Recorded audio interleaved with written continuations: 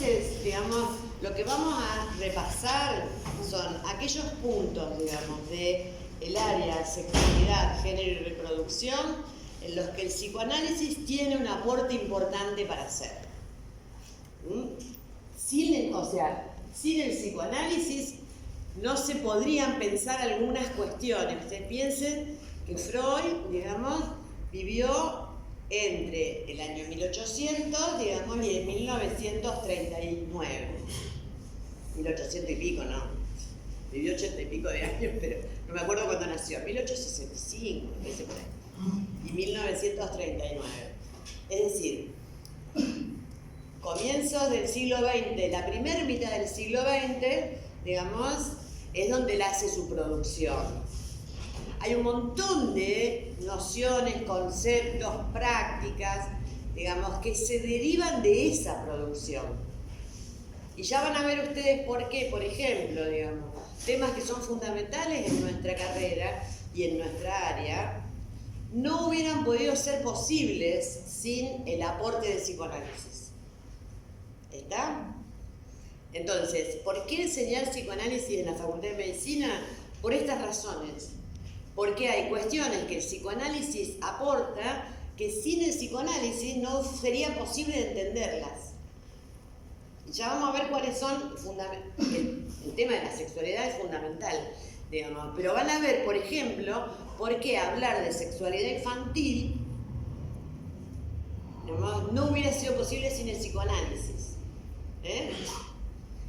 Entonces, para introducirnos, digamos, un cuadro, y este cuadro, digamos, fíjense la época, 1541-1598, se llama Eros y Psique. La mujer es Psique, ustedes saben que es Psique, digamos, es en griego, digamos, ese nombre, digamos, significa alma. Si ven acá el nombre de una mujer en el mito, esto es una imagen de un mito, y Eros es el varón que está recostado. ¿Qué ven ustedes? ¿Qué les llama la atención? ¿Lo pueden ver bien? Sí. ¿Qué les llama la atención? ¿Lo habían visto alguna vez este cuadro? Bien, es de Zucchi, un pintor de la época, digamos, de 1500. ¿Les llama algo la atención en el cuadro?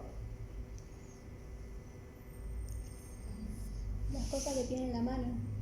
¿Quién? La mujer. La mujer. ¿Qué tiene en la mano? Acá arriba una lámpara. Una lámpara de aceite, no había electricidad, no sé cómo se iluminaban así, digamos. Y acá una cimitarra. ¿Saben lo que es una cimitarra? Es un arma, digamos, para cortar. Bien, ¿y qué otra cosa le llama la atención? O sea, a vos te llama la atención los atributos de la mujer en todo caso. Eso con lo que la mujer, digamos, se presenta, son esos atributos que ella tiene, digamos, en sus manos. ¿Y alguien más? Están desnudos y parece que tienen como una intimidad.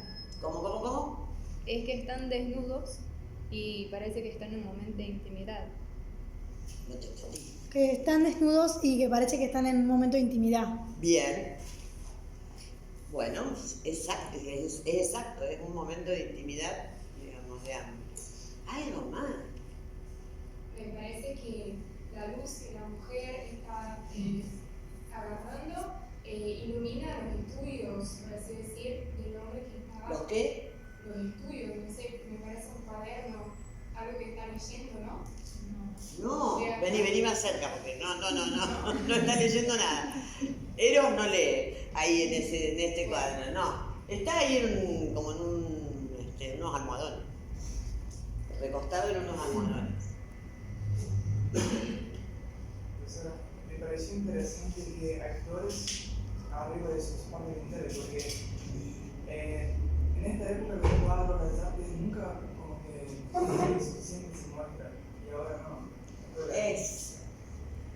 Fíjense, digamos, que justamente el genital masculino, porque estamos en medicina, decimos el genital masculino, digamos, está cubierto de flores, es decir, no se ve. Bien, ¿cómo es la historia de Eros y Psique? Digamos.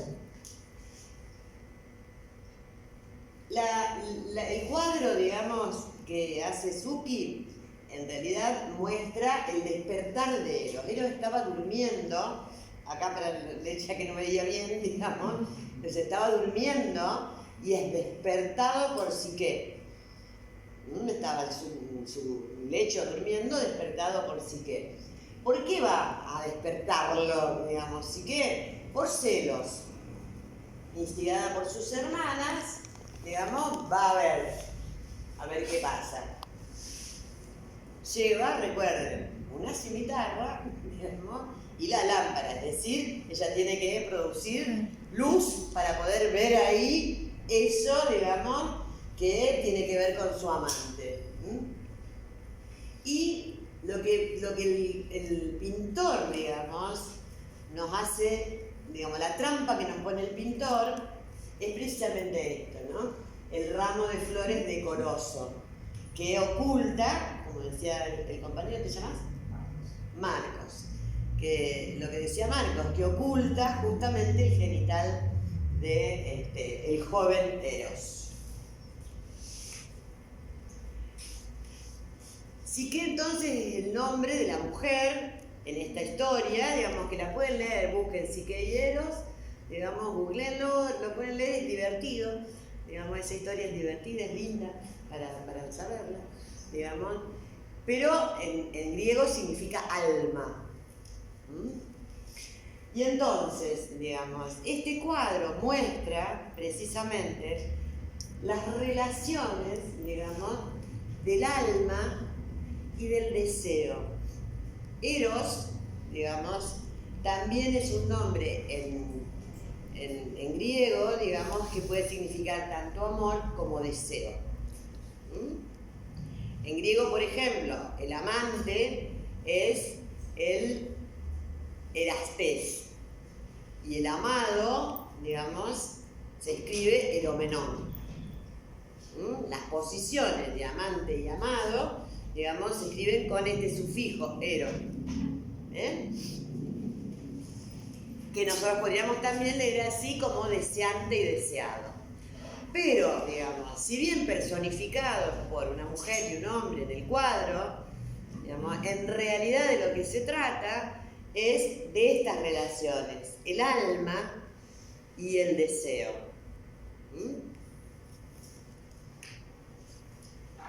Bueno,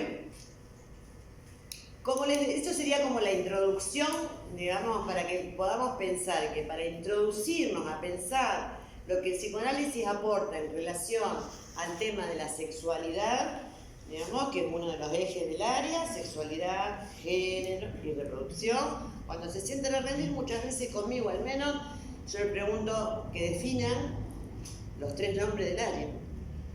Si no pasan de eso, y tenemos un problema. Porque ustedes tienen que preguntarse, ustedes tienen nombres que fueron pensados por todo el equipo de trabajo en el cual yo participé que construyó este nuevo plan, ¿no? Entonces, ¿por qué, digamos, le pusimos este nombre?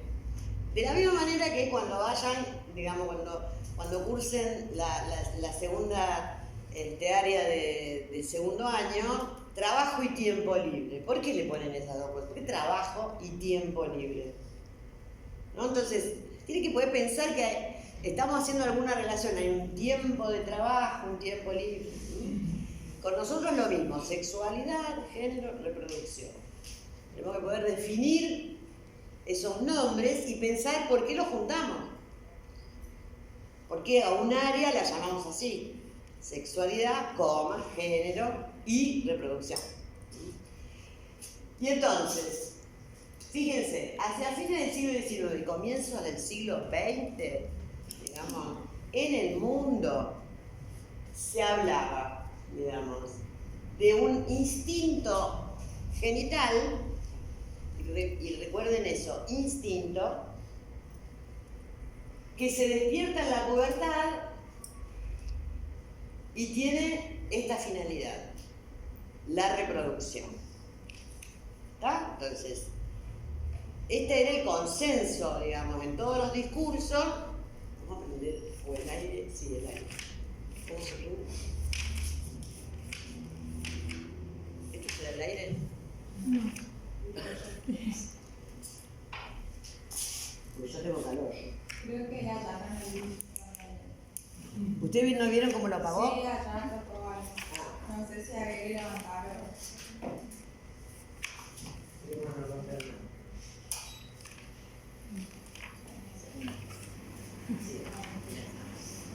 Bueno, entonces, todos los discursos del principio del siglo XX hablaban de esto.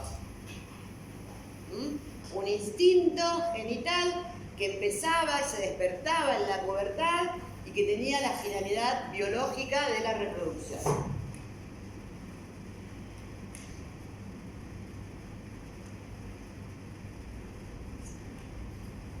Entonces, la normalidad sexual era definida por una sexualidad genital del adulto y esta solamente estaba en relación al acto sexual con fines reproductivos.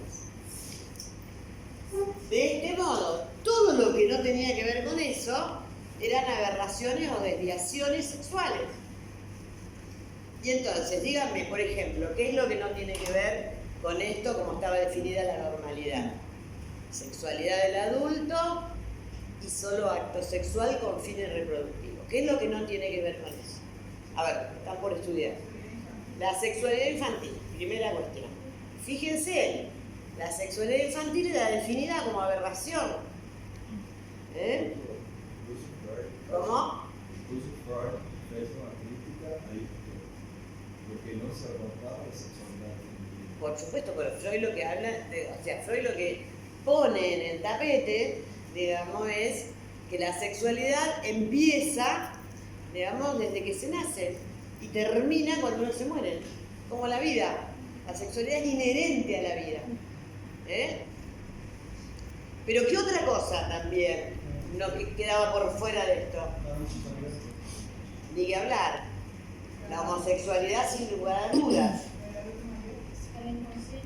La del adulto mayor también, porque luego de la del adulto mayor, ¿de qué? ¿Pero qué? ¿De qué género? La de la adulta mayor, debería ser como yo.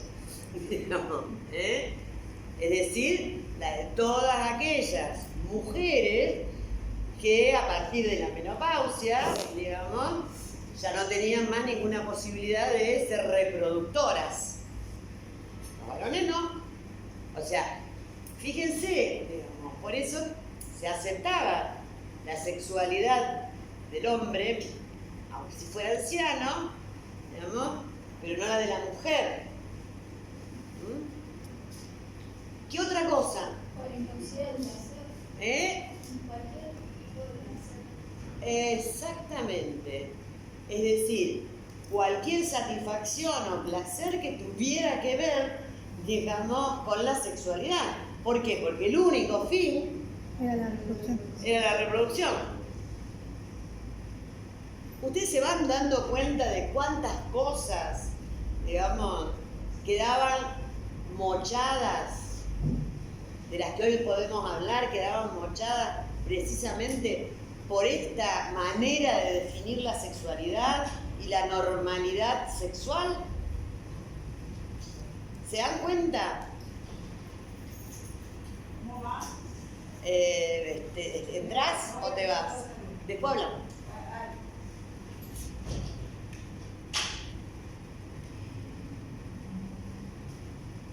Había simposios sobre masturbación infantil que los pediatras realizaban, inventando las maneras, primero para que esa conducta tremenda, aberrante, desviada, fuera corregida. No tenemos que asombrarnos tanto. Si ustedes googlean, se van a dar cuenta de que hoy en día en algunos países se venden una especie de aparato, de pijamas, digamos, en donde las manos están atadas. ¿Para qué? Digamos, para impedir la masturbación infantil. Todavía hoy existe. Se vende. Verdadero aparato de tortura. Chalecos, como los chalecos de los psiquiatras. Todavía hoy, a pesar de que desde comienzo del 1900 que venimos hablando de otras cosas. Y cualquier otra búsqueda, que lo dijo la jovencita esta de aquí, del placer sexual quedaba considerado como aberración o perversión. Ahora, esto, digamos, era discurso médico, chicos, también. Además de religioso, filosófico, el discurso de los médicos. Miren, ahí tenemos, 1856 nació Freud, digamos, se murió en el 39. Pero entonces, digamos, Freud no solamente, digamos, habla de que hay una sexualidad infantil, sino que hace una conexión con su descubrimiento real, que es el descubrimiento del inconsciente, y conecta justamente lo sexual con el inconsciente. Por lo tanto, digamos, cae de maduro que evidentemente la sexualidad acompaña al ser vivo desde que nace hasta que muere. Y entonces, pero además lo que afirma es que hay una determinación del orden libidinal que es determinante, que es causa de la mayoría de las cosas que hacemos. La mayoría de las cosas que hacemos, dice Freud, digamos, tienen una raíz de satisfacción sexual. Fíjense, estudiar es un modo de sublimar la sexualidad, desviándola del fin sexual, digamos, pero que estudiar produce, debe parecer raro, produce satisfacción. Créanme, pero sufrir también. Por lo tanto, mientras sufren estudiando, es una manera de satisfacer algo de la sexualidad que está siendo sublimada, digamos, o sea, desviada de sus fines, pasada a un fin que es la investigación, la lectura, la actividad científica.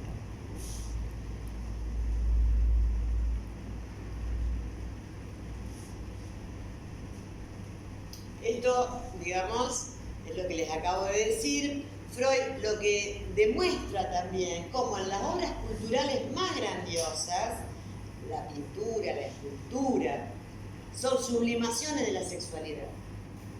Entonces, no hay ningún sector de la vida que podamos decir que está por fuera de la sexualidad. Y a esto Freud le va a llamar la ampliación de la sexualidad a todos los órdenes de la vida. Fíjense lo revolucionario del planteo freudiano en un momento en el cual todo el pensamiento médico, filosófico, psicológico estaba apoyado en la naturalidad del instinto genital que empezaba en la pubertad y que tenía como único fin la reproducción. Por supuesto nadie le daba bola a todo eso, porque basta ver, digamos, cualquier serie o documental histórico para darse cuenta de que en el 1500, en el 1600, en el 1700 y antes también, digamos, la sexualidad formaba parte de la vida de cualquier persona, digamos, pero siempre era, digamos, con lo que supone estar transgrediendo normas. Y esto ha llegado hasta nuestros días también. Y de esto se trata muchas veces las consignas feministas, digamos, cuando frente a un asesinato de una mujer, a un feminicidio, digamos, Hay gente que dice, y también, mirá la pollerita que tiene. Y también, si sale de noche sola. Que no hace falta un poquito para decir, digamos, y si va a la noche, sale, ¿qué va a hacer? ¿Qué hace una chica jovencita saliendo a la noche? Digamos, si no es encontrarse con otros para divertirse, para tener encuentros, para tener contactos, que pueden ser hombres, mujeres, lo que sea, digamos. Pero ¿vieron cómo los discursos mediáticos, digamos, justamente sitúan ahí la cuestión? ¿No? Como que la causa de que la mataron, de que la violaron, está ahí, en que salió de noche, digamos, ¿no? O sea, bueno, si uno con un pensamiento médico dice, si la causa está ahí, la solución está ahí. También no salgan más de noche, chicos. Quédense dentro de la casa, cierren las puertas, se pollera hasta el piso, también se usa también. Todo un tajo está por acá, pero bueno.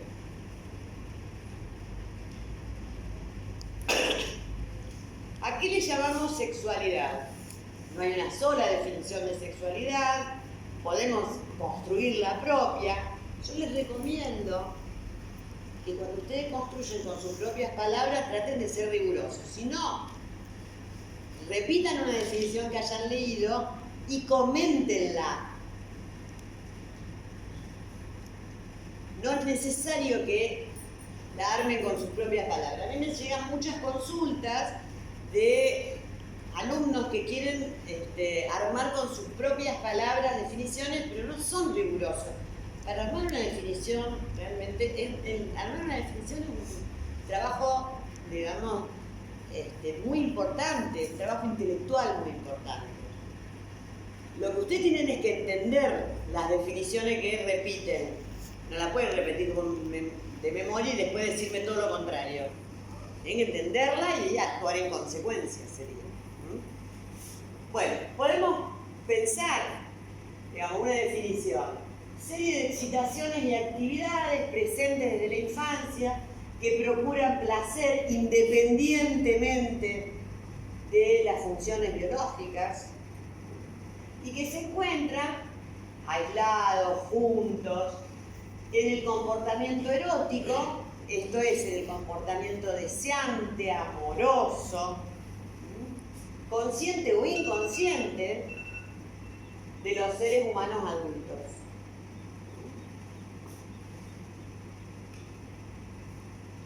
Tenemos que partir de este punto que es, hoy contesté por ejemplo una consulta donde alguien me decía, las relaciones, la salud mental es la interacción dinámica del individuo con la sociedad.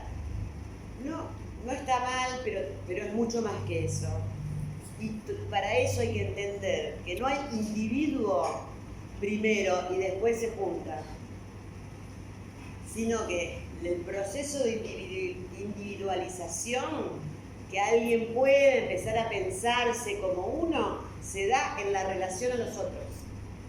Entonces, primero hay grupo, comunidad, sociedad, y de eso se van desprendiendo algunas individualizaciones. Porque el ser humano es fundamentalmente un ser social.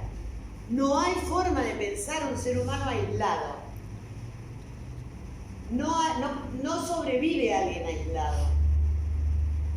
Si pensemos, los humanos nacemos en un estado de prematuración sumamente importante y muy diferente a la de muchos animales cuando nacen. ¿Por qué? Porque el neuroeje, digamos, requiere de todo el primer año para terminar de desarrollarse. Por lo tanto, fíjense, todo lo que ustedes estudiaron en crecimiento y desarrollo, ¿a qué edad un nene sostiene la cabeza? ¿A qué edad un nene se queda sentadito solo? ¿A qué edad un nene se para? ¿A qué edad un nene puede caminar? ¿A qué edad empieza a hablar? Todo eso tiene que ver con la maduración del neuroeje. ¿A qué edad reconoce y diferencia colores? Es ahí cuando nacemos, digamos, no diferenciamos colores. Hay un color que es el naranja y se recomienda regalarle a bebés cosas naranjas, digamos, porque es uno de los primeros colores que se discriminan. Pero eso tiene que ver con la maduración del neuroeje.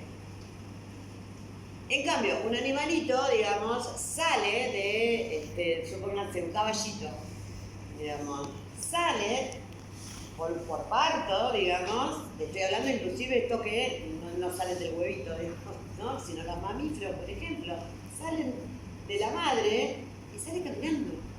Quiere decir que ese caballito no va a necesitar que la madre le procure el alimento. Puede ir a buscar alimento. ¿Se entiende? Los humanos, ¿quién de ustedes se procura el alimento solo? Usted, señor, sí. ¿O no? ¿Quién se procura solo el alimento? ¿Usted no se lo procura? ¿Eh? Sí. Bueno, ¿qué estoy preguntándoles? ¿A quién no los mantienen los padres? Eso estoy preguntándole. Muy bien, señorita, acá tenemos una, ya tenemos... Ah, no la había visto, señora. Está, digamos, dos chicos, 3, ay, bueno. Nadie más, ¿no? Creí que iba a 4, bueno. 5. Bueno, vamos un poco mejor. ¿Cuántos serán acá ustedes? 25, 30. Estamos, ¿eh? ¿Ven todo lo que necesitamos, todos los años que necesitamos para procurarnos solo el alimento? ¿Ven en qué estado de prematuración nacemos? ¿Eh? Entonces, nacemos en ese estado de prematuración y por lo tanto requerimos de que otro haga por nosotros lo que Freud llama acciones específicas, por lo menos que nos debe comer, por eso el ejemplo fue lo del alimento, que nos abriguen. ¿Se entiende esto? Entonces, ven como si no tenemos el otro, no subsistimos, no podemos vivir. Por eso decimos esto, digamos, ¿no? Que el hombre, el ser humano, es un sujeto social. Todos los intentos de separar y enfrentar al individuo con la sociedad, digamos, son intentos justamente, digamos, del pensamiento neoliberal. Margaret Thatcher, que es una de las más importantes, digamos, políticas que introdujo y sostuvo el neoliberalismo en el mundo, llegó a decir, la sociedad no existe. ¿Qué quiere decir eso? Quiere decir que lo que le interesa al neoliberalismo es el individuo aislado, que se corte de todos los lazos sociales.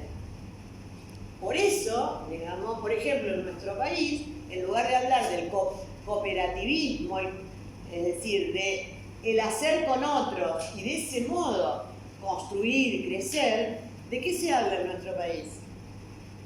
Del emprendedurismo. Es decir, solo tengo una idea genial, consigo un banco que me dé crédito y entonces, miren, pongo cerveza artesanal, pongo una fábrica de cerveza artesanal. Yo solo. Los emprendedores de todas las instancias que, digamos, desde hace casi 4 años están promoviendo el gobierno, son todos solos, mientras las industrias, las pymes, cierran. Y mientras, por supuesto, los clubes de barrio tienen que cerrar porque no pueden pagar las tarifas, todo aquello que sea, digamos, colectivo, es atacado. Por eso me importa tanto que entiendan, digamos, que el ser humano es un ser social y que el otro, sin el otro, no se vive. Que es mentira total, digamos, y que en realidad es toda una estrategia ideológica hacer que solo me importan mis intereses, mis derechos y mi libertad empieza y termina cuando la otra...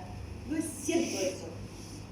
Las libertades se consiguieron en el mundo solamente, digamos, cuando muchos decidieron juntarse y pelear por ellas. Y esto también les sirve a ustedes como estudiantes.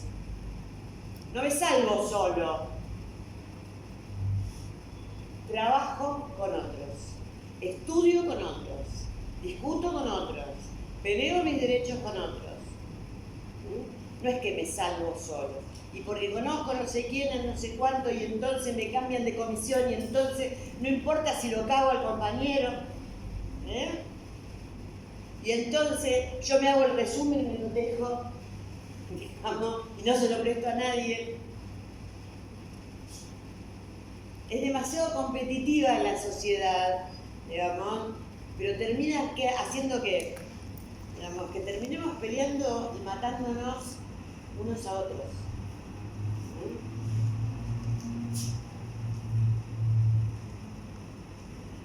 Esta imagen es de una película que a mí me gustó mucho, que se llama Las Invasiones Bárbaras, se las recomiendo. Búsquenla, es una película de hace unos cuantos años, y por lo tanto es muy posible que esté online gratis, digamos, en internet gratis. Digamos, la trama de la película es un señor, adulto mayor, está enfermo de cáncer y ha decidido cómo morir. Algo interesante también para pensar, digamos, en ustedes que serán futuros médicos. Este señor ha decidido cómo quiere morir. Y en los últimos tiempos, ya sus últimas semanas de vida, sabe, porque sus médicos le han dicho que, bueno, tiene los días contados, en una casa que él tiene, reúne a sus amigos de la adolescencia y decide pasar ese último tiempo con sus amigos de la adolescencia. Es decir, que se quedan con él acompañándolo hasta que se muere. Esta es una de las reuniones que hacen en esa casa de fin de semana, digamos. Recuerden el título, Las Invasiones Bárbaras.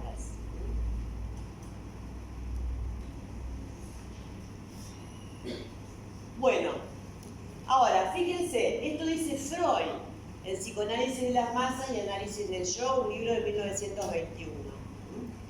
Dice, en la vida anímica del individuo, el otro cuenta como modelo, es decir, como ideal, como objeto de amor, como objeto sexual, como objeto de odio también,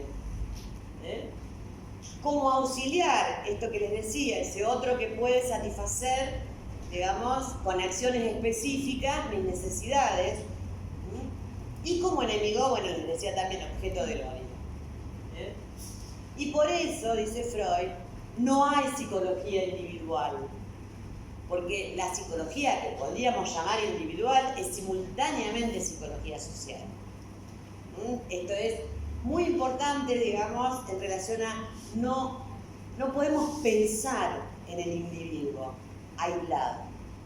Esto fue una de las críticas que cuando yo era estudiante hacíamos al programa de estudios de medicina, que nos enseñaban como si pudiéramos pensar al ser humano como un individuo aislado inclusive de su entorno. Después vinieron las multicausalidades, la sobredeterminación, los determinantes sociales. Después vinieron, piense que yo ingresé a la facultad en los años 70. Después vinieron todas estas otras cosas que hoy en día, digamos, ustedes estudian. Pero nos enseñaron al individuo aislado, es más. No solo eso, sino que además lo primero con lo que nos encontramos era con los cadáveres. Tanto que en una marcha que hicimos en los 70, digamos, salimos a la calle con un cartel así que decía por más cadáveres. Casi nos matan las otras agrupaciones de las otras facultades. Vieron que a veces las consignas no se entienden si no es en la capilla. Claro, nos habían cerrado la morgue. Digamos, entonces no teníamos con qué aprender anatomía. Digamos, nosotros, ¿vieron las aulas de anatomía allá? Sí. ¿Vieron esas mesas de mármol? Bueno, la comisión se distribuía en las mesitas y cada mesa tenía una parte del cuerpo. Uno tenía la pierna, otro tenía el brazo, otro tenía el cuello, de un cadáver. Y lo que hacíamos era aprendíamos a hacer disección. ¿Por qué así aprendíamos? Obviamente aprendíamos muy bien anatomía porque veíamos, por acá pasa el músculo, acá se inserta, mientras hacíamos la disección. Bueno, así estudiábamos nosotros en aquel momento. Entonces, como nos habían cerrado la morgue, no había cadáveres, digamos, y nosotros salimos con el cartel por más cadáveres, queríamos aprender de anatomía. Por supuesto que entramos rápidamente, lo dejamos y salimos con otros carteles, los otros que llegaban. Bien, insistiendo en esto, los dinamismos pulsionales son el fundamento de toda la actividad creativa del hombre, la que realiza consigo mismo y también la que realiza a nivel de la cultura.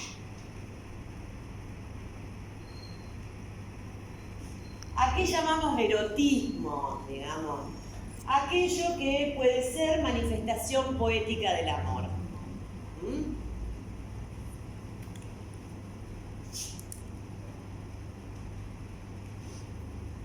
Y la erótica, digamos, es un término que está formado, como verán, por raíces griegas y latinas, y es el modo, digamos, es una teorización, una erótica es una teorización, digamos, acerca del conjunto de objetos que están relacionados con la pasión humana.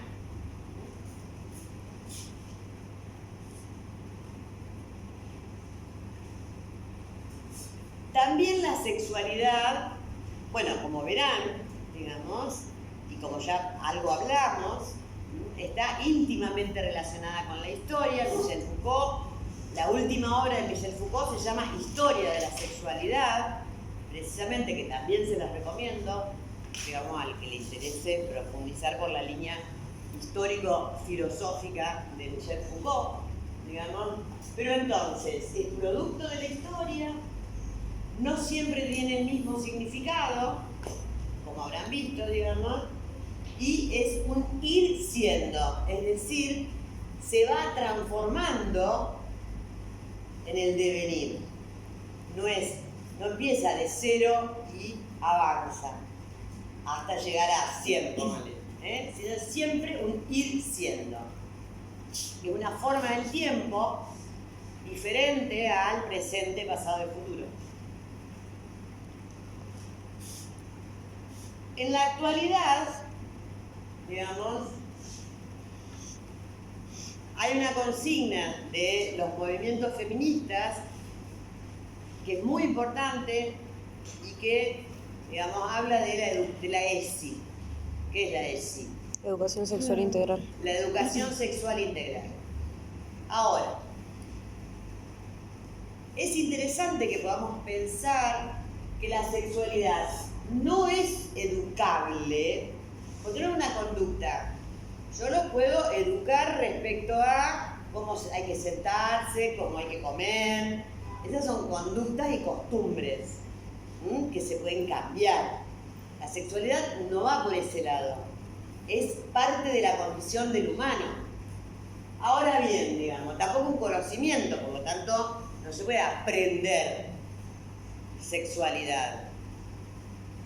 La importancia de la ESI, digamos, es fundamentalmente, digamos, empezar a poder hablar libremente en todos los ámbitos de estos temas que si no quedan, como en el siglo XVIII, XIX, digamos, confinados a la transgresión, al secreto, a lo anormal, a lo aberrante. La reacción, digamos, actual respecto al tema de la enseñanza de la sexualidad, de la ESI en las escuelas, es muy interesante porque, fíjense, los que se oponen a la ESI, ¿qué dicen? ¿Cuál es la consigna de los que se oponen a la ESI? Con mis hijos no. ¿Qué están diciendo, digamos? Es el rechazo, y esto, atención, que hay en la sociedad, hay un rechazo importante respecto de lo que implica la sexualidad. Por eso yo empecé con el cuadro, digamos, de Psique y Eros. Porque lo que implica la sexualidad, digamos, es darse cuenta de que entre el hombre y la mujer, digamos, o entre dos personas, nunca va a haber una comunión, digamos, completa que se convierta, que haga que de dos se haga uno. Esto es lo que implica el ejercicio de la sexualidad. Que siempre estamos en relación a una falta. Y que además eso es lo más importante, porque precisamente eso es lo que hace a nuestra condición como deseantes. Anteayer, digamos, se murió un compañero, un profesor de la Facultad de Psicología, digamos, y que tenía unos 5 o 6 años más que yo, digamos, y los que nos encontramos en el velorio, hablábamos de que este hombre trabajó, a pesar de que tenía un cáncer desde hacía varios años, trabajó hasta el mes de diciembre. Entonces todos hablaban, ¿no?, de la potencia que polenta, digamos, a pesar de que estaba con los tratamientos, las operaciones, la quimio, él siguió trabajando como analista casi hasta sus últimos días. ¿Qué quiere decir eso? Quiere decir que alguien puede ser un muerto en vida o vivir, digamos, intensamente hasta sus últimos momentos.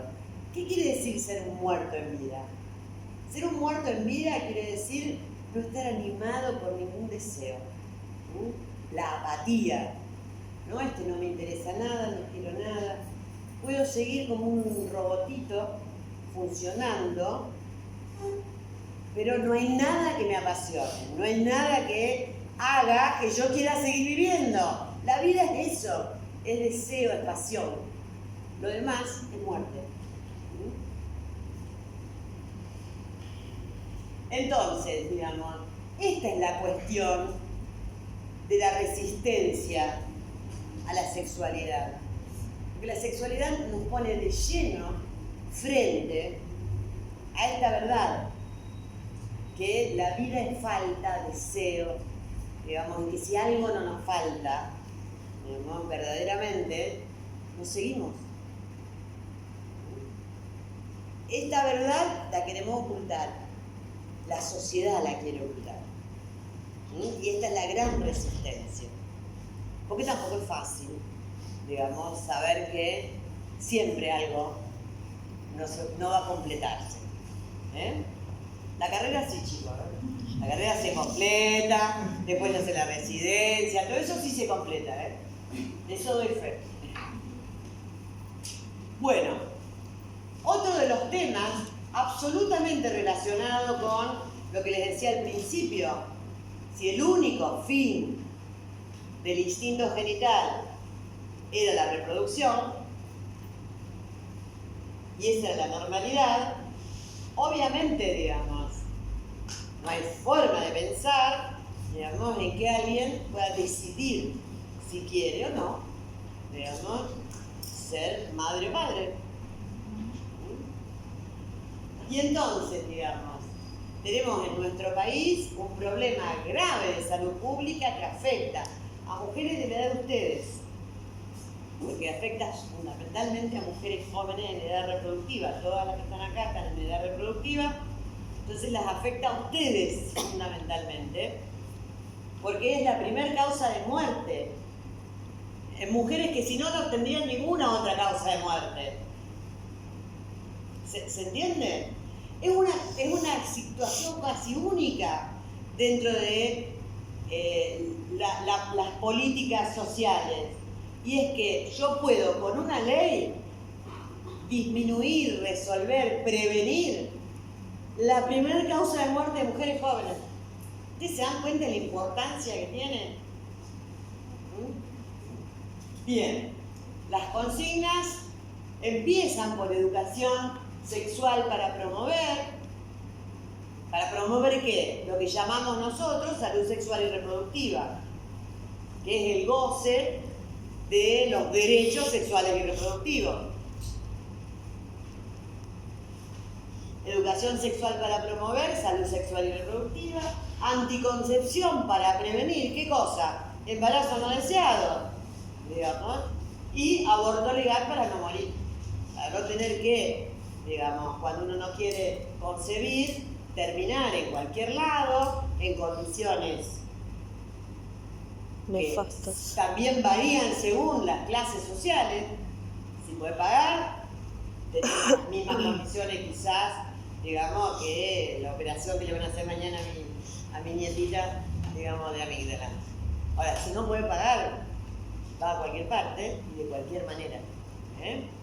Entonces, estas 3 consignas también son consignas para que ustedes las puedan pensar, que atraviesan, digamos, justamente todos los temas que estudian. Ustedes son agentes directos de las 3 cosas. Ustedes pueden, digamos, favorecer la educación sexual y promover salud sexual y reproductiva, o hacer todo lo contrario. Ustedes pueden, digamos, ser agentes de anticoncepción para prevenir embarazos no deseados, o hacer todo lo contrario. Decir, ahora jodete, qué sé yo. Y ustedes pueden militar justamente para que sea ley verdaderamente la posibilidad de interrupción legal del embarazo. Y con todo esto estaríamos incidiendo fuertemente en las condiciones de salud pública, digamos, de nuestro país. Piensen, digamos, en Rosario, justamente, digamos, a partir del programa de salud sexual y reproductiva, prácticamente, digamos, se disminuyeron las muertes por abortos mal practicados, digamos, casi a 0. Este es uno de los logros del gobierno de la ciudad y de la provincia.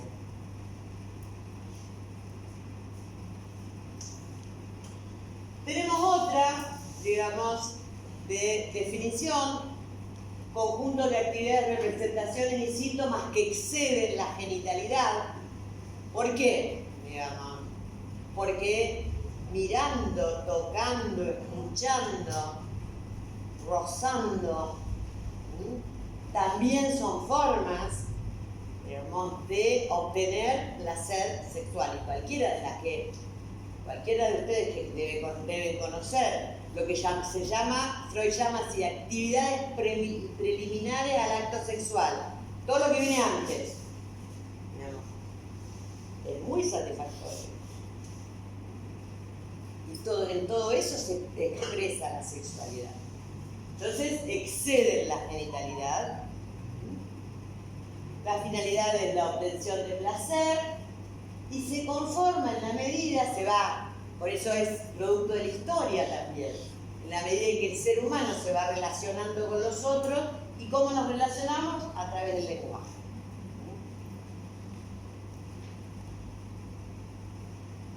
Esto es una situación, digamos, una pregunta, digamos, que también explica la resistencia a la sexualidad, digamos, ¿no?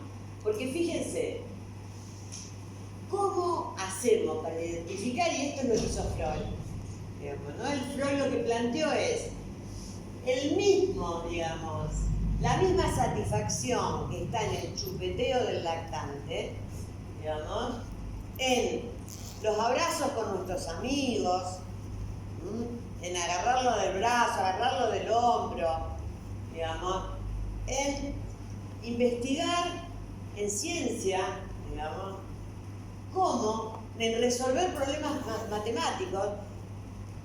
El común denominador, dice Freud, de todas estas actividades es el placer sexual, es la obtención de placer. Entonces, cuando se critica y dice, no, el psicoanálisis solo habla de coger. No, digamos, no habla de eso. Digamos, el psicoanálisis nos deja ver, y lo demuestra, digamos, que en todas estas otras actividades hay obtención de placer, y que ese placer es sexual. En los juegos de los niños.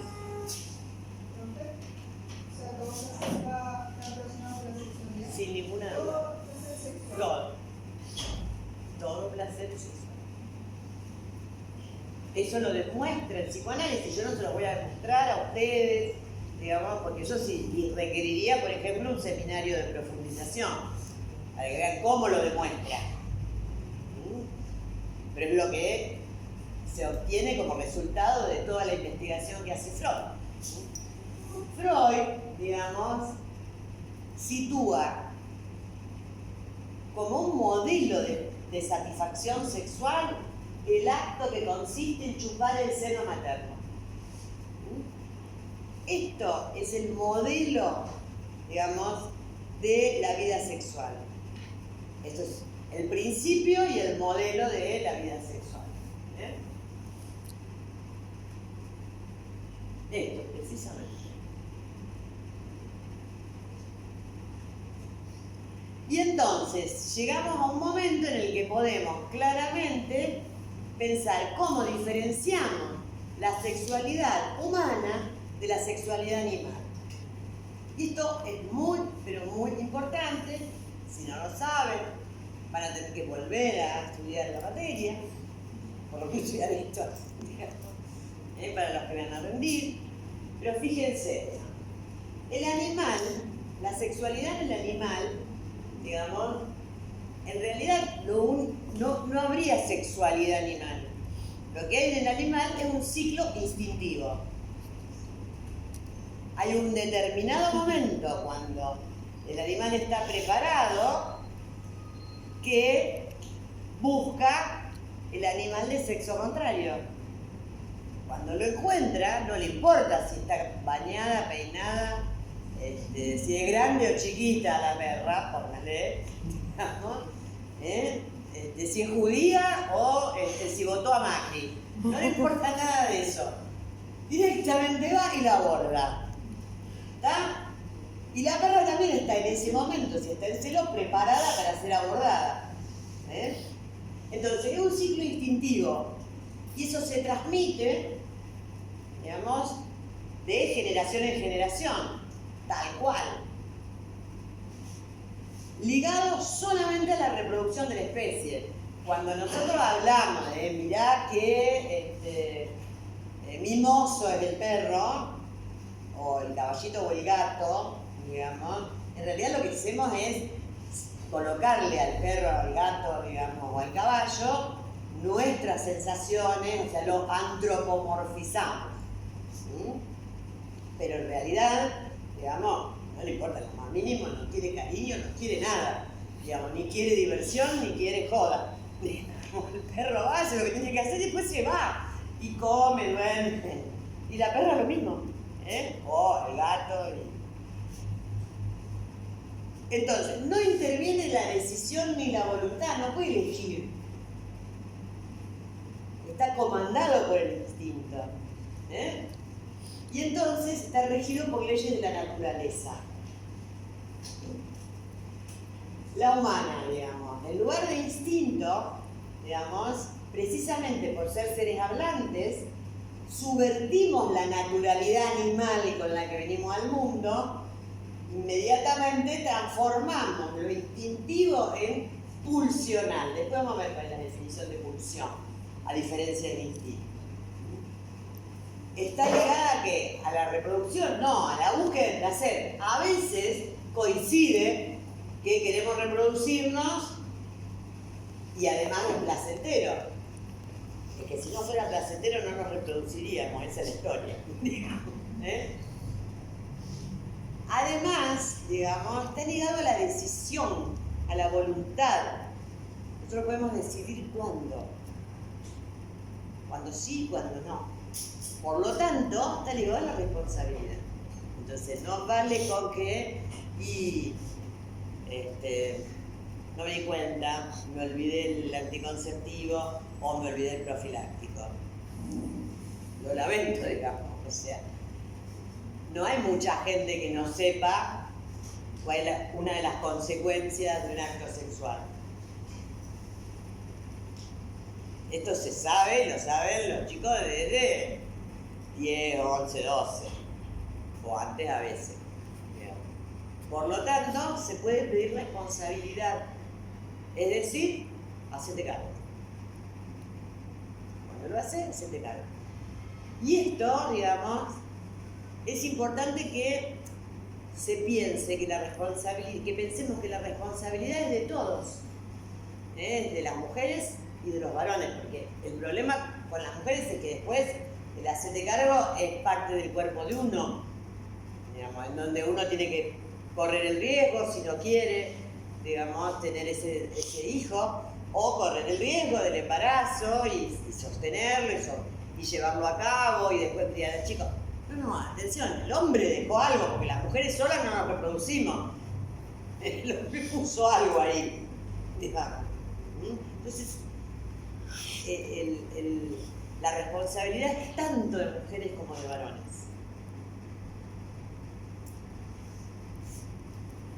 ¿Alguna pregunta respecto a este cuadro? ¿Se entiende?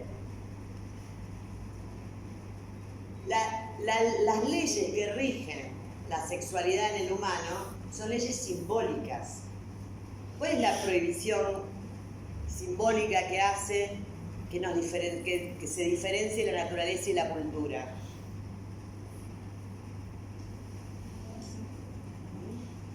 ¿Quién dijo algo? La prohibición del incesto, sí, justamente. En los animales esto no ocurre. Un perro, digamos, no anda buscando a ver quiénes son los de su familia. Perra que encuentra, perra que sirve. Digamos, no importa, puede ser que él haya nacido de esa perra. ¿Se dan cuenta? Y lo mismo la perra. Entonces, la prohibición del incesto nos diferencia de la animalidad, digamos, y es parte de las leyes simbólicas que rigen justamente nuestro estar en sociedad y también el ejercicio de nuestra sexualidad. Bueno, entonces, ¿está con el cuadro? ¿Lo entendieron? ¿No hay ninguna pregunta? ¿Seguro? Ustedes podrían hablar. O sea, esto es un cuadro que es un resumen recontra mil resumido. Ustedes tienen que hablar de cada cosa si se los preguntan en un examen, y dar ejemplos y relacionarlo con la práctica médica.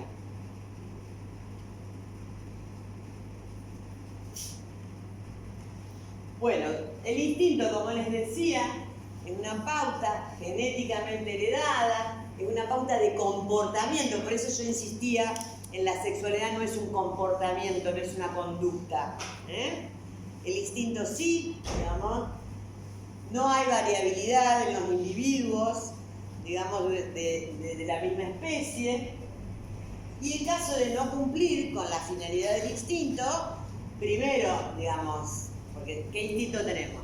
El de supervivencia, por ejemplo, y tienen los animales también. Provocaría la desaparición del individuo de esa especie y de la misma especie en sí misma. Bueno, nada de esto nos habita como humanos. Los humanos, en tanto que hablamos, tenemos totalmente subvertida esta base animal.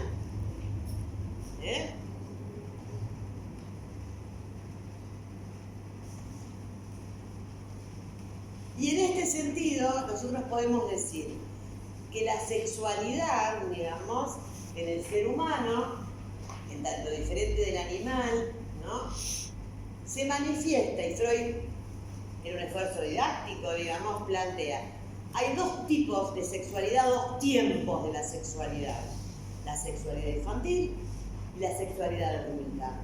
Y entre medio de estos dos tiempos está un periodo de latencia de la sexualidad. ¿Significa que desaparece? No. ¿Qué quiere decir que algo está latente? Que algo está sin manifestarse, pero que sigue estando. Entonces tenemos sexualidad infantil, sexualidad adulta, esos son los dos tiempos de la sexualidad. Con un intermedio, que es el periodo de latencia. No confundir con una cosa que estaba en otra época, que eran los estadios oral, anal. Ya no lo preguntamos. Bueno, estas fueron consignas hasta el año pasado. Esos estadios que Freud planteó, digamos, tienen que ver con predominio de determinadas zonas eróticas, pero no lo confundan con esto, que es muy importante porque nosotros necesitamos poder diferenciar la sexualidad infantil de la sexualidad adulta, para saber, digamos, también cómo nos manejamos con niños, adolescentes, adultos. Bueno, entonces 2 tiempos y un entre. Características de la sexualidad infantil. Obviamente la sexualidad infantil solamente está orientada a la búsqueda del placer. Los adultos tenemos prácticas sexuales en general orientadas a la búsqueda del placer y a veces para reproducir. La sexualidad infantil es autoerótica. ¿Qué quiere decir eso? Quiere decir que el estímulo parte del propio cuerpo y vuelve al propio cuerpo como satisfacción. No hace falta el cuerpo del otro. Entonces, por eso es autoerótica.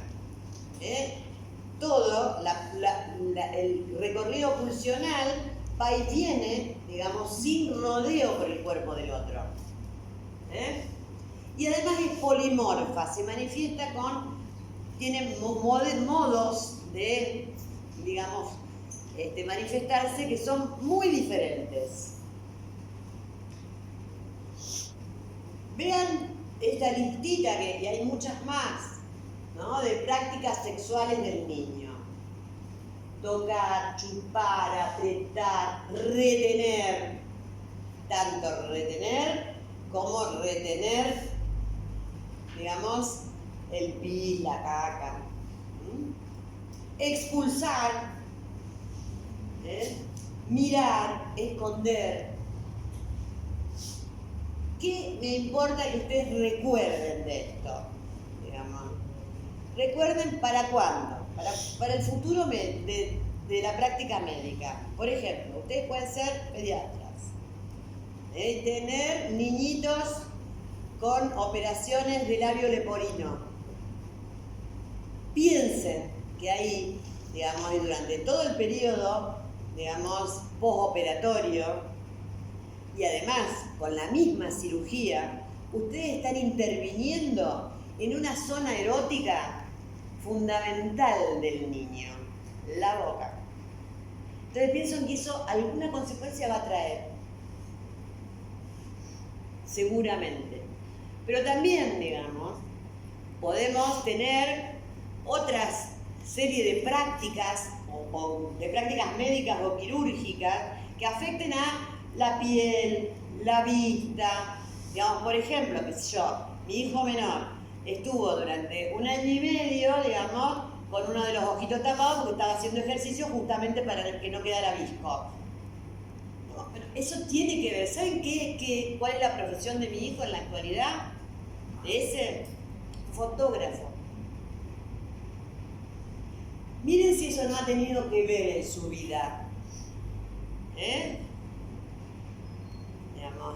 Entonces, estas cosas, digamos, son interesantes para que ustedes puedan pensar y condicionar sus prácticas en relación, digamos, a dañar, limitar, inhibir lo menos posible lo que son las prácticas sexuales de los niños, precisamente. El primer problema del área es el de una señora que va con 2 nenas, digamos, a visitar al centro de salud, al pediatra del centro de salud, y le pregunta, porque la más chiquita, que tiene 19 meses, cuando la cambian, se toca los genitales.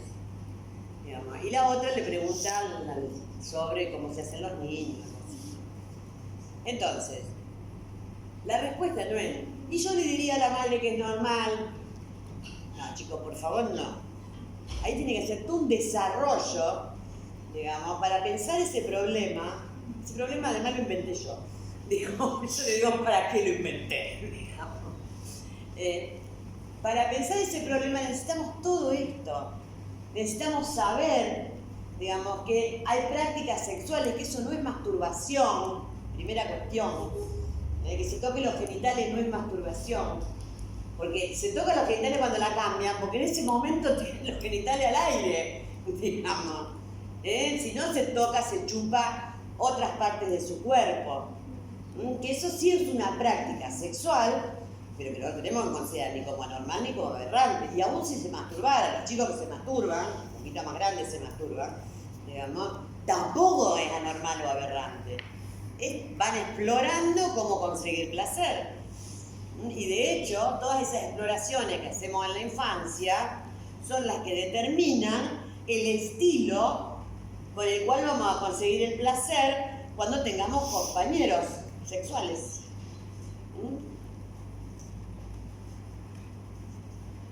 ¿Qué es la latencia, digamos? Este tiempo en el cual la sexualidad se encuentra disminuida y está recubierta de las manifestaciones sublimadas. Recuerden, sublimación lo van a aprender más específicamente en trabajo y tiempo libre, pero ¿qué quiere decir? Quiere decir que desvío del fin sexual, digamos, pero obtengo satisfacción que también es sexual. ¿Cómo? Con todas estas actividades. Juego, la curiosidad, actividades intelectuales, artísticas, deportivas. Todas manifestaciones, entonces, de la sublimación de la sexualidad, que ¿por qué se encuentra en este tiempo disminuida o recubierta? A ver lo que estoy diciendo para aprender. ¿Cómo? Sí, pero además, un pedacito ahí de explicación. ¿Por qué el niño que tiene, digamos, una desinhibición para manifestar su sexualidad y su búsqueda de placer tan grande, que se puede tocar los genitales en la camilla del pediatra, cosa que no haría, digamos, por ejemplo, o sea, eso lo hace un bebé, un chico de 2 años, digamos, pero ya no lo hace uno de 6, 7, 8, Por el complejo de Edipo. Esto es, digamos, el complejo de Edipo interviene sobre las prácticas sexuales, digamos. ¿Cómo interviene? Instalando una legalidad que replica la prohibición del incesto, o sea, replica la prohibición del incesto, digamos, y por el otro lado, digamos, inhibe la sexualidad en la medida en que, a partir del tránsito por el Edipo, digamos, lo que empieza a aparecer es la castración como posibilidad. ¿Recuerdan cuando yo les dije por qué la sociedad rechaza hablar de sexualidad, rechaza todo lo que tenga que ver con la sexualidad? Porque en la práctica de la sexualidad nos encontramos directamente con la falta. Eso es la castración. No es que te corten, no es la cimitarra, digamos. No es que te corten nada. Pero la amenaza, digamos, y que empiece el complejo de castración, hace que la sexualidad empiece a desviarse. ¿Queda claro? Sí. Entonces tenemos lo que vos planteás, que la socialización, en donde intervienen, ¿qué afectos fundamentalmente? ¿Cuáles son los 2 afectos que marcan la socialización de alguien? El pudor y la vergüenza. Eso está en la de Patricia, ¿no? Médica generalista.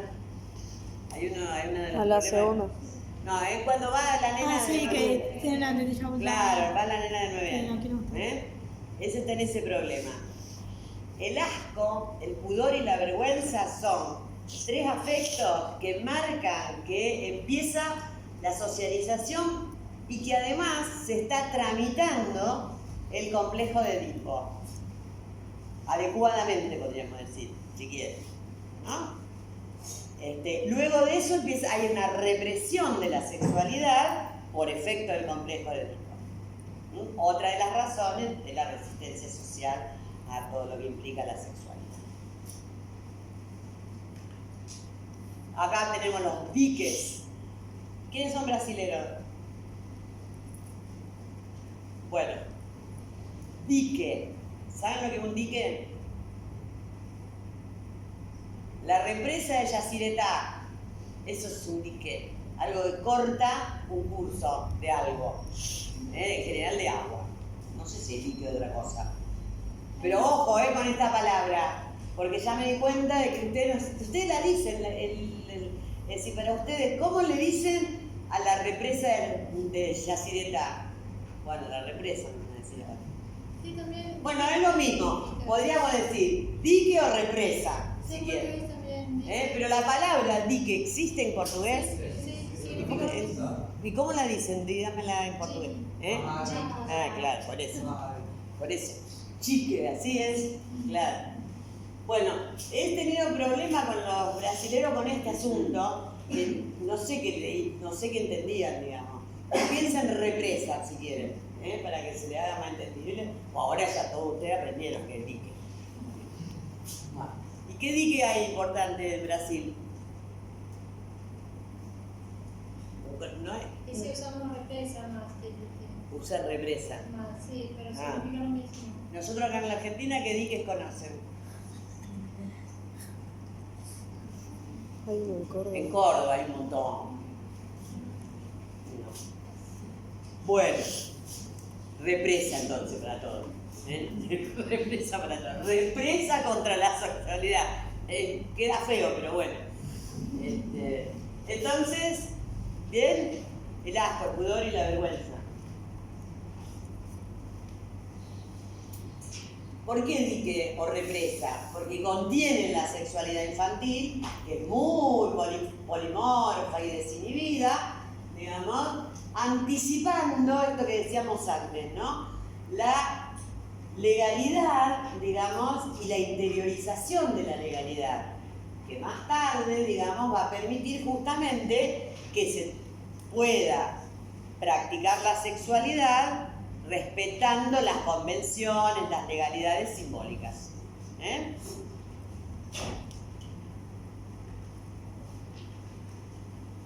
Y entonces, la vergüenza, por ejemplo, y el pudor explican por qué el mismo nene que veníamos atendiendo, digamos, yo tengo una nieta que tiene 11 años, ¿no? Y yo la bañaba, a ella, a su hermanita, entraban, salían del baño de nuevo sin problema, digamos. Cuando Camila empieza justamente, digamos, está en un Tanner 2, Tanner 1-2, digamos, y entonces empieza a tener botón mamario, empieza a impedir la entrada al baño de cualquiera de los adultos de la casa, digamos, de la abuela, del papá. Antes no tenía ningún problema, digamos. Se instala en ella justamente, digamos, el pudor y la vergüenza. Y esto es lo que le pasa a los niños, así sea el mismo pediatra el que lo viene atendiendo. Hay un determinado momento en que el niño va a cambiar de actitud. Y eso hay que poder respetarlo. Y cambiar también de actitud, porque ya no es más el nenito de 3, 4 años. Ahora es una niñita que está convirtiéndose, digamos, en una mujercita. O es un varón que se está convirtiendo, digamos, en un hombrecito. Entonces la actitud también tiene que cambiar. La actitud del médico. Digamos. Y esto es lo más importante también, digamos, además de la actitud, para pensar la actitud en pediatría, digamos, y es que son indicadores del desarrollo y de operaciones de constitución subjetiva. Y es muy sencillo para un médico darse cuenta de si eso está o no está. Si alguien tiene 15 años y sigue vistiéndose sin ningún pudor y ninguna vergüenza, y tenemos que pensar que algo pasa. ¿Se entiende esto? Si nosotros acá entra un nene corriendo y como es verano, se desviste ahí, no pasa nada. Un nene de 2 años, pónganle, y corre por acá, todo desnudito, no pasa nada. Digamos. Ahora, si cualquiera de ustedes se empieza a vestir, y vamos a tener un problema. ¿No les parece? Yo lo voy a acompañar amablemente, digamos, voy a hablar en estudiantil, y decir, me llaman los papás de esta persona que necesito hablar, porque le está pasando algo serio. Bueno, ¿entienden esto entonces? Fíjense, ustedes pueden estar trabajando, digamos, ojo con esto también, en comunidades indígenas. Pueden ir a Chaco, digamos, pueden ir a el sur también. Ojo con que la sexualidad es histórica y es social. Ojo que hay tribus en los cuales, por ejemplo, las mamas, digamos, no se esconden como nosotros, que el corpiño y la cuestión del escote mostrando pero no mostrando. Ojo que hay tribus que la parte de arriba del cuerpo no tiene ninguna historia. Entonces hay que pensar también esto, el pudor y la vergüenza, digamos, de acuerdo a las costumbres de las comunidades con las que trabajamos.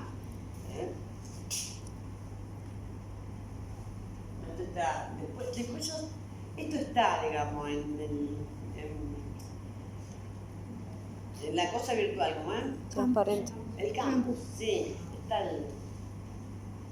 si no, me escriben y se los mando. No, porque así vamos a terminar.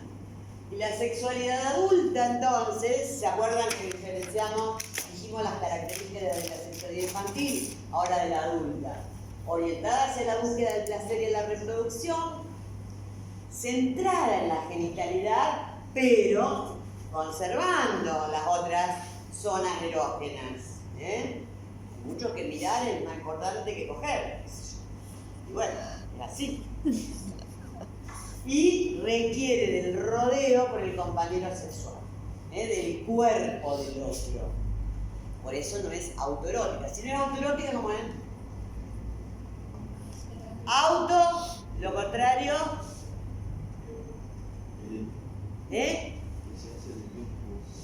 ¿Cómo lo entendí? Eso es autoerótico. Lo contrario de auto cualquier cosa. Auto es una raíz, digamos. Y lo contrario. Exogámico, ¿no? No. Lo contrario de exo es lo contrario de endo. Es adentro, afuera. Lo contrario de auto es hetero. Lo contrario de auto es hetero. Términos griegos. Si ustedes aprenden todas las raíces griegas más o menos bien, después van como un tubo en medicina. Porque lo contrario de hipo, ¿cuál es? Hiper. Y si yo digo hipotiroideo, ¿qué estoy diciendo? Algo que no saben muy bien, pero pueden no saberlo, pero ya saben que algo de la función tiroidea está en bajo. Digo hiper, algo va a estar alto. Si saben que la tiroides, ¿qué produce? ¿Qué produce la tiroides? Hormona tiroidea, nada más, con eso solo me alcanza. Entonces, si están funcionando mucho, ¿qué quiere decir? Que hay mucho en sangre. Hormonas. Hormona tiroidea. Si está funcionando poco. Nosotros también podemos decir, si está hiper funcionando el ovario, ¿qué va a hacer? ¿Qué va a hacer? ¿Qué va a producir? ¿Qué produce el ovario? Ovocito. En realidad, el ovario no. ¿Qué produce el ovario? Ovocito. ¿Qué produce el ovocito? Hormonas sexuales. ¿Cuál? Ahora, estas se las pregunto bien. ¿Cuál? Estrógeno y progesterona. ¿Y qué más? La otra hormona sexual, la progesterona. ¿Quién la produce? Chicos, ¿cuándo van a rendir? Esto también, si no lo saben, no van a probar, El ciclo menstrual, ojo, esto no tiene que ver con psicoanálisis, pero tiene que ver con medicina. Así que por favor me repasan todo eso. Pero insisto, sí.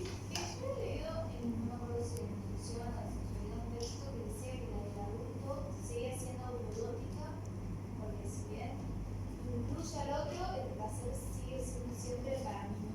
Sí, lo debo haber escrito yo. Pero es. ¿Ustedes saben cómo me llamo yo? Sí. Sí.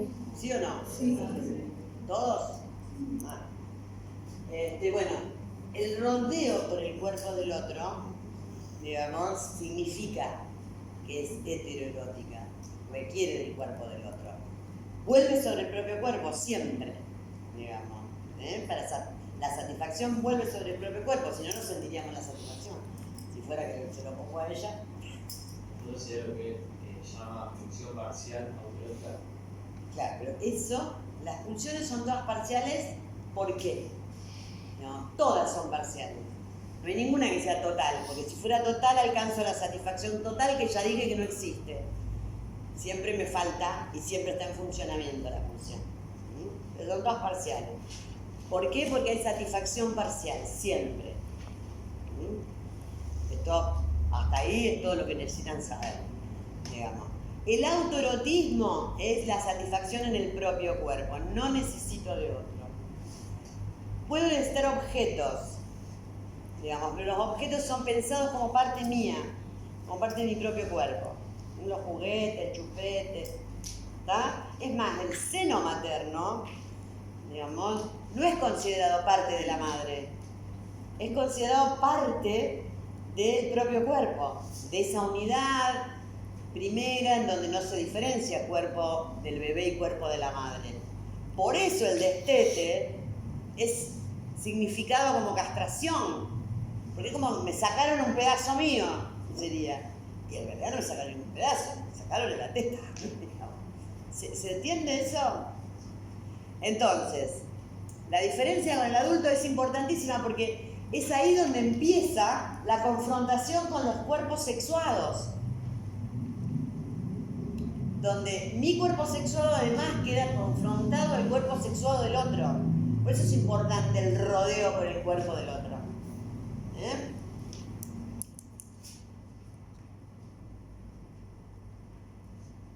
Esto también es interesante. La sexualidad tiene representación inconsciente.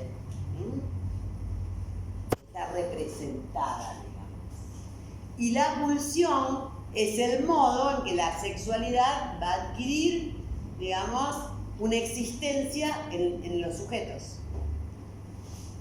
Va a tener que ver con la representación de eso que si no es puro estímulo. Tanto el estímulo excitatorio como el estímulo satisfactorio. Entonces, la representación que llamamos pulsión, entonces es eso que si no quedaría como puro estímulo. ¿Qué es la pulsión sexual? En principio, digamos, el efecto de la relación con un otro humano que es hablante y deseante. El primer otro humano hablante y deseante con el que en general nos encontramos es la madre. Pero pueden ser otros. El fin de la pulsión sexual es solo la satisfacción. La pulsión sexual no trabaja para reproducir la especie. Es histórico porque se va conformando en la medida en que vivo, digamos, y el objeto pulsional no es fijo, va cambiando, digamos, y además va cambiando con el tiempo y va cambiando también con los sujetos.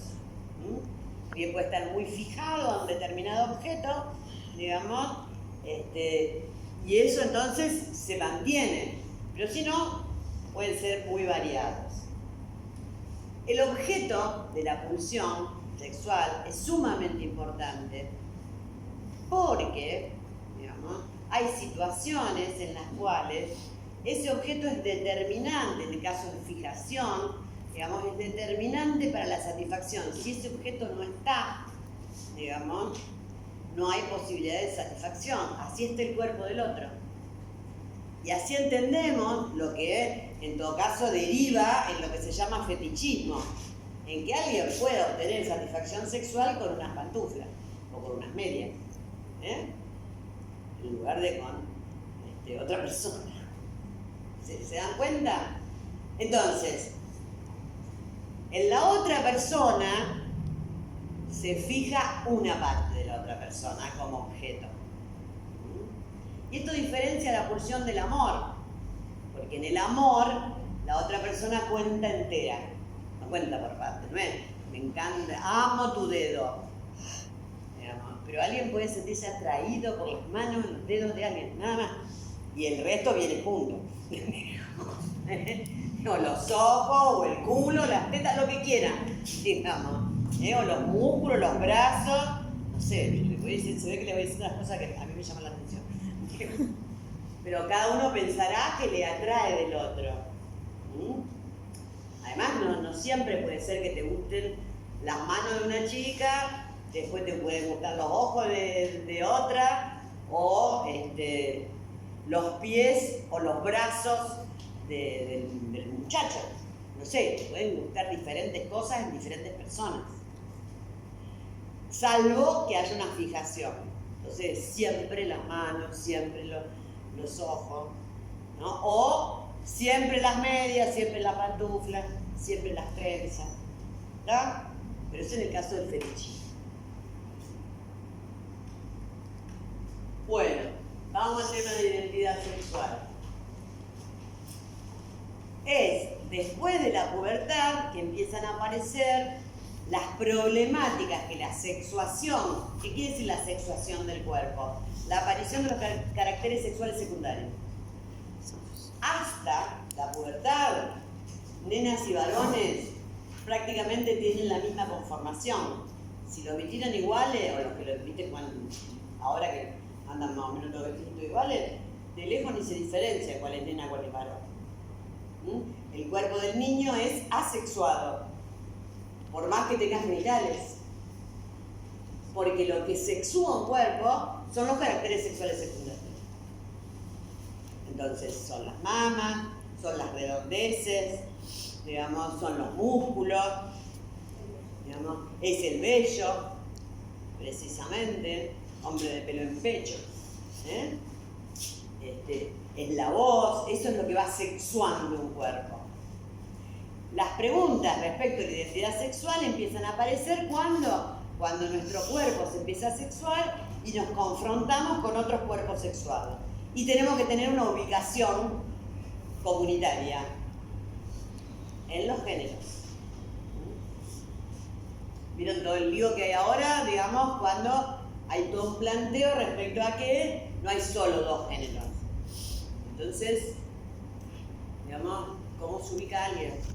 Entonces aparece la letra E para decir todes, niñes. Digamos, ayer mi nieta más chiquita, la de 6, me explicaba. ¿Por qué? Dice, porque si vos decís Día del Niño, dice, es solo de los varones. Si decís Día de la Niña y del Niño, es solo de los varones y las nenas. Entonces se dice Día del Niñe. ¿Y eso para quién sirve? Para todo el mundo, me dice. Hasta ahí llegaba. Para todo el mundo. La niñe es para el mundo. Pero bueno, por eso se usa la E, digamos, ahora como lenguaje inclusivo.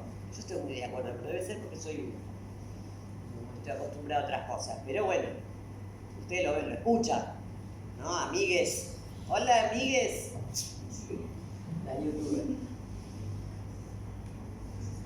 Bueno, tenemos entonces que identidad sexual. ¿Por qué es importante que ustedes estudien identidad sexual?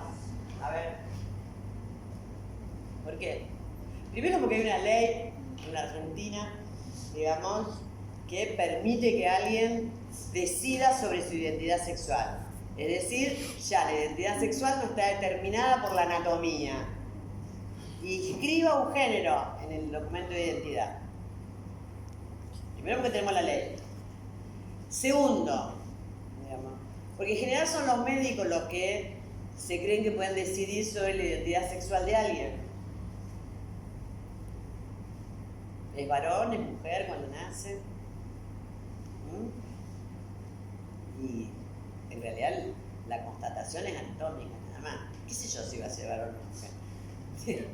Tiene anatomía femenina, anatomía masculina. No, pero, digamos, hay otras situaciones como el hermafroditismo, por ejemplo, donde la pregunta va directa al médico.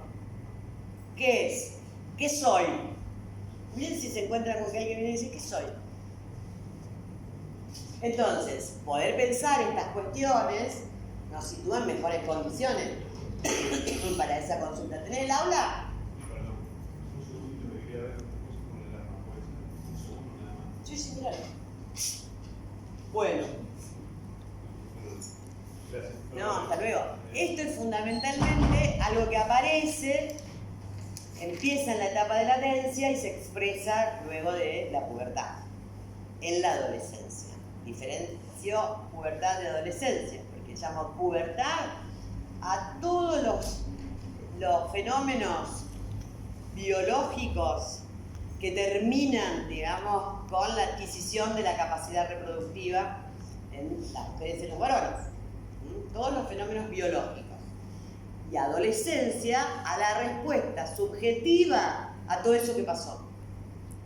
Es decir, la adolescencia es siempre después de la pubertad, porque es la respuesta subjetiva y puede durar muchos años. Muchos.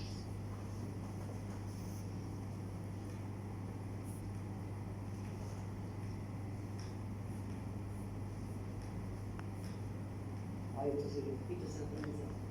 Bueno, estos son unos chistes de Maicena, búsquenlo, googleenlo, digamos, sobre género. Son divertidos. Bueno, ¿qué es género? Ahora, es una construcción social histórica, digamos, que va sumando ideales, modelos, roles, valores, respecto a qué? Algo que es de lo real, que es la anatomía. La anatomía es de lo real. Si no la interpreto, si no digo, digamos, algo sobre ella, si no la nombro, digamos, no es nada.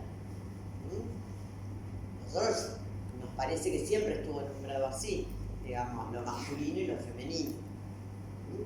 Sobre esa construcción de que se divide, el ser humano se divide en hombres y mujeres, según que tenga anatomía femenina o masculina, digamos, se empieza a establecer toda una construcción social que va variando cultura en cultura, sociedad en sociedad y a lo largo de la historia, y que dice cómo hay que ser, portarse y hacer para ser mujer o para ser varón. Esos son los géneros. Por lo tanto, eso es una construcción, podemos cambiarla. Por eso, digamos, en la actualidad se atacan construcciones del género que hacen de la mujer un ser sometido, débil, que tiene que hacer todo lo que le dicen, bla, bla, bla, bla. Incapaz. ¿Vieron el cuento de la criada? Esa serie, digamos, es interesantísima realmente. Véanla porque ese lugar otorgado a la mujer, digamos, en ciertas ideologías totalitarias, digamos, ojo que, digamos, la bolsonarización de Brasil, digamos, va absolutamente a contrario de toda la ampliación de derechos, digamos, que hubo en los con el último gobierno, no con el de Temer, con el anterior. Bueno, cuando en el texto sobre proceso de sexuación se habla del discurso social, es precisamente el que construye los valores de género, el que interpreta las diferencias sexuales anatómicas y construye los valores de género.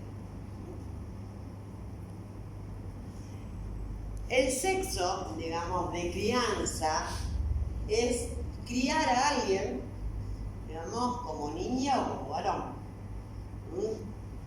Pareciera ser que es muy raro que si alguien tiene determinada anatomía, se lo críe como otra cosa, pero no es tan raro y hay historias clínicas en donde aparece, digamos, que varoncitos fueron siempre vestidos de nena o nenas siempre fueron vestidos de varón.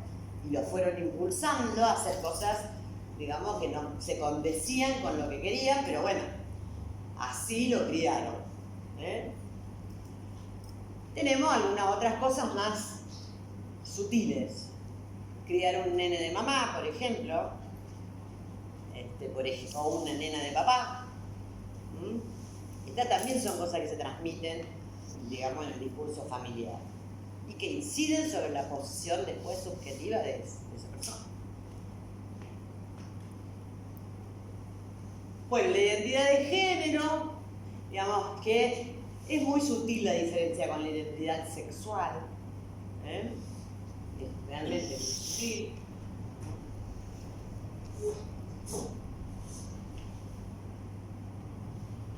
La transmisión de los valores del género, digamos, ¿dónde se hace? En el entorno familiar primero, pero también en el escolar y el social. En la escuela, digamos, se insiste mucho, una señorita no tiene que hablar de ese modo, no tiene que vestirse de ese modo. Vos que sos el varón de la familia, tenés que traerle el agua a tu mamá, qué sé yo, supónganse, porque tenés más fuerza. Y no es verdad. Si bien hay, digamos, un desarrollo de la musculatura que depende de los cambios puberales, no es cierto que los varones tengan más fuerza que las mujeres. Porque explíquenme dónde las hormonas pueden decirme son responsables de la fuerza. Sí, las hormonas masculinas no son responsables de la fuerza que adquiere alguien. El alguien adquiere fuerza primero porque sí es responsable de mayor desarrollo de la musculatura, pero si no ejercitan la musculatura, la fuerza, no la van a tener. ¿Se entiende esto? Una mujer entrenada, digamos, puede tener la misma fuerza o más fuerza que los varones. Entonces, no es verdad. Sirve porque entonces me llevan los bolsos, llevan la valija.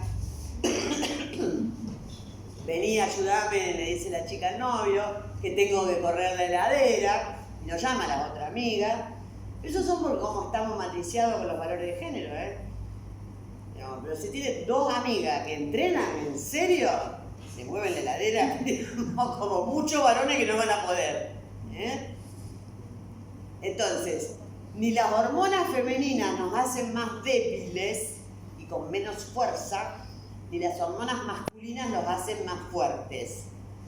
La fuerza muscular se adquiere ¿con qué? Con el entrenamiento, no hay otro. ¿Se entiende esto? Digamos, ¿cree que voy a seguir pasando? Porque si no nos llevamos más.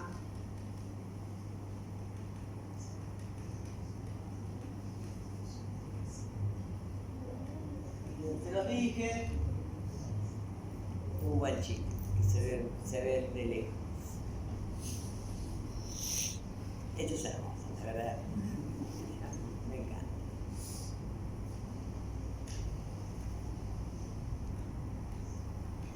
Fíjense, digamos, en la adolescencia hay todo un intento de reacción, de borrar las diferencias que la sexuación impone.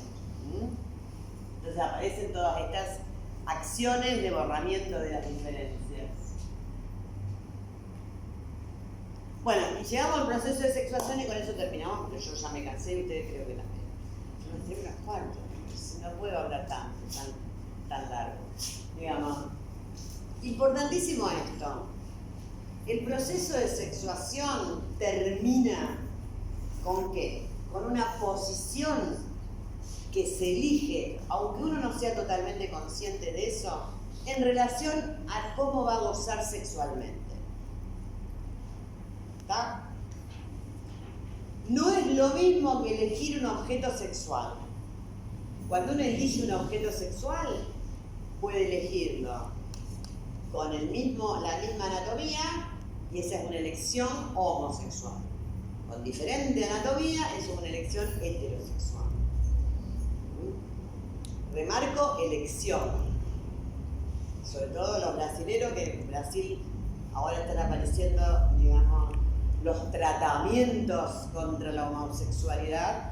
Les digo, no se trata, no es una enfermedad, es una elección. Es exactamente lo mismo que uno cuando va a votar. Es exactamente lo mismo que elegir una carrera. Hay gente que elige medicina, estudia un año, después se va a arquitectura, ¿está? Bueno, hay gente que sale con una mujer, después sale con un hombre, después dice, bueno, estudio las dos carreras, salgo con los dos. Entonces es una elección. No decimos que está enfermo el que piensa estudiar medicina y después se va a estudiar arquitectura, ¿cierto? O el que vota Macri o el que vota Bolsonaro. No decimos que están enfermos, los podemos criticar, pero decimos que están enfermos. ¿Está? Ojalá hubiera tratamiento para eso. Yo era derecho de especialista, digamos, pero no. Entonces, ¿qué decimos? Eligió un hombre, eligió una mujer, eligió los dos, eligió un compañero sexual, punto. Cuando elige eso, elige otras cosas también. Si elige del mismo sexo, sabe que así no se va a reproducir. Pero también se puede reproducir, digamos, in vitro, digamos, puede usar otra forma para la reproducción, o puede, para reproducirse, usar un compañero del otro sexo y después sigue con lo que eligió. ¿Está? Estas son las ventajas de haber separado la reproducción de la obtención de placer, por ejemplo. El proceso de sexuación solo elige cómo se goza. Se goza en modo macho, se goza en modo hembra. Nada más. Se pueden cruzar. Alguien puede gozar masculinamente y gustar de tener una relación, digamos, con varones. Con varones que a veces pueden gozar femeninamente. Y eso arma una relación de goce femenino y masculino, fíjense, aunque sean los dos de anatomía masculina. Entonces hay cruces ahí. Pero son dos tipos de elecciones totalmente diferentes. ¿Está? Y entonces el proceso de sexuación termina cuando el sujeto, con todo lo que le pasa, con haber nacido con determinada anatomía, con haberse puesto de acuerdo con los valores de género o no, digamos, con haber rechazado la anatomía de él y pensar, digamos, que sería mejor que su cuerpo reaccione femeninamente si es masculino, supónganse, termina cuando elige una posición respecto al modo de gozar. La elección del objeto sexual es nada más que eso, elijo cuál va a ser mi compañero sexual. ¿Está? Pero, insisto, no es una enfermedad. Sí. ¿También la persona puede inscribirse en lo femenino y en lo masculino? Alternativamente sí. Sí, sí. Pero no, juntos. No hay masculino o femenino todo junto. Hay una manera de gozar femenina, una manera de gozar masculina. Y se puede alternativamente alternar. Sí, se puede alternar. Nada de esto es patología. Pero ¿por qué se los enseño a esto? ¿Vemos? Porque los médicos pueden llegar a intervenir, digamos, haciendo que alguien, digamos, por ejemplo, en un caso de hermafroditismo, como ha habido casos célebres en el mundo, pueden llegar a intervenir quirúrgicamente y transformar a alguien en una persona con genitales femeninos o con genitales masculinos, sin considerar cuál es su posición frente, digamos, al goce sexual y cuál es su posición frente a la elección de los objetos. Hay un caso célebre que Foucault detalla, digamos, en el cual justamente alguien que era una mujer, había vivido como mujer, había estudiado en un colegio de monjas, trabajaba como maestra en el colegio de monjas, de golpe tiene unos dolores raros, qué sé yo, llaman a un médico, por supuesto que esto es en el 1700, ¿no? Llaman al médico y el médico que diagnostica testículo no descendido. Pero entonces la diagnostica, no solo diagnostica lo que le pasaba a la enfermedad, digamos, sino que además dice, no, este es un hombre. ¿Cómo va a vivir en el colegio de las monjas el hombre con las chicas? Digamos, de paso se ve enamorado de una de las chicas, la chica, hasta ese momento chica. Entonces lo obligan, digamos, a vivir como un varón, a trabajar de los trabajos de varones. Bueno, termina suicidándose. Herculín Barbín es el nombre, digamos, con H, Herculín Barbín, las dos con B larga. Digamos, mi caso está relatado por Foucault. Esto es importante. La acción del médico fue el inductor del suicidio. El médico y todo el aparato social que lo secundó, porque le echaron de colegio de monja, tuvo que ponerse nombre de varón, bla, bla, bla, ¿no? Bueno, por eso me interesa que lo sepan. Nada más. No hay ningún otro misterio. Es para que sepan que los médicos no tenemos el derecho a decidir sobre estas cuestiones que son verdaderamente, digamos, tan importantes para los sujetos. Esto es lo que le dije antes. Las dos elecciones para que la puedan diferenciar. Y entonces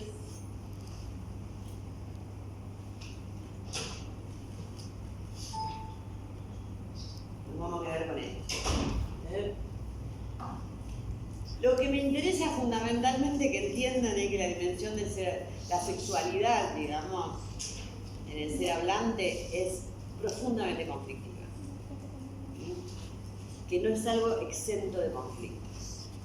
Entonces se van a encontrar a lo largo de la práctica médica con muchísimas situaciones que dependen justamente de lo conflictivo que es la práctica sexual.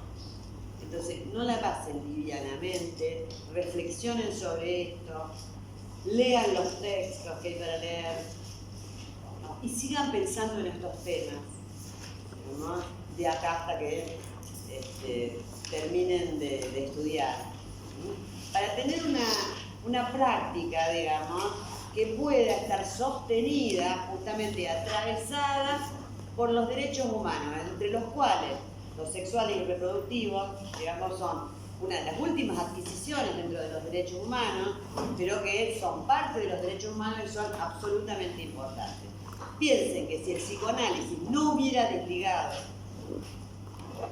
la sexualidad de la reproducción, no podríamos hablar de derechos sexuales y reproductivos. Nadie podría elegir. No hubiera sido posible, digamos, la invención de los anticonceptivos. ¿Se dan cuenta por qué digo? Sin la operación epistemológica que realiza el psicoanálisis respecto a la sexualidad, digamos, nada de esto sería posible de, digamos, ser ni garantizado, ni defendido, ni promovido. Estaríamos todavía considerando, digamos, como aberrante cualquier búsqueda de placer que no estuviera orientada hacia el acto reproductivo, porque por el otro lado, digamos, y esto se mantiene todavía en ciertas posiciones religiosas, digamos, lo que es pecaminoso es la búsqueda de placer. Eso ya es pecaminoso de por sí, ¿no? Entonces fíjense cómo se extrema la posición, llevando entonces, digamos, como en el cuento de la criada, a que las mujeres seamos solamente, digamos, un instrumento de la reproducción de la especie. Esto es extremar, digamos, la cuestión a llevarnos a hacer solo eso, instrumento de la reproducción de la especie, ¿no? O sea, incubadoras vivientes, por ejemplo. Esto es muy, muy, muy serio, digamos. Realmente estamos hablando de temas que son muy serios. Y por otro lado, yo reconozco que yo les estoy hablando a jóvenes que están en pleno proceso de sexuación, en plena decisión de, por ejemplo, la elección del objeto sexual. Yo sé que les hablo, digamos, a quienes están en los momentos más conflictivos de la sexualidad. Entonces también entiendo que en ustedes puede haber resistencia a estos temas.